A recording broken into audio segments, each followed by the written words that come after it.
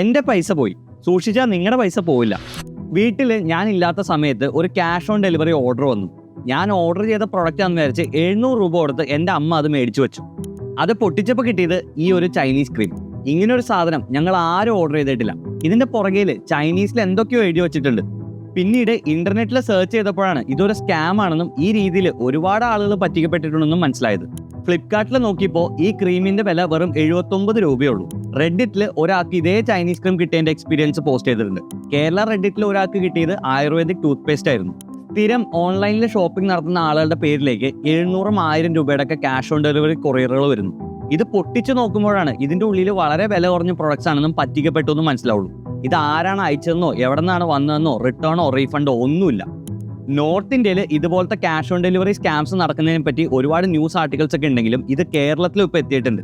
DHL, delivery പോലത്തെ reputed ആയിട്ടുള്ള courier companies വഴിയാണ് ഈ കൊറിയേഴ്സ് ഒക്കെ വരുന്നത്. അതുകൊണ്ട് നെക്സ്റ്റ് ടൈം നിങ്ങൾക്ക് ക്യാഷ് ഓൺ ഡെലിവറി ഓർഡർ വരുമ്പോൾ അതിന്റെ പുറത്തുള്ള ഇൻവോയ്സിൽ നിങ്ങൾ ഓർഡർ ചെയ്ത പ്രൊഡക്റ്റ് തന്നെയാണെന്ന് മേക്ക് ഷുവർ ചെയ്തതിന് ശേഷം മാത്രം പേയ്മെന്റ് നടത്തുക. മാത്രമല്ല ഈ സ്കാമിനെ പറ്റി വീട്ടിലുള്ള ബാക്കി ആൾക്കാരും ഇൻഫോം ചെയ്യുക.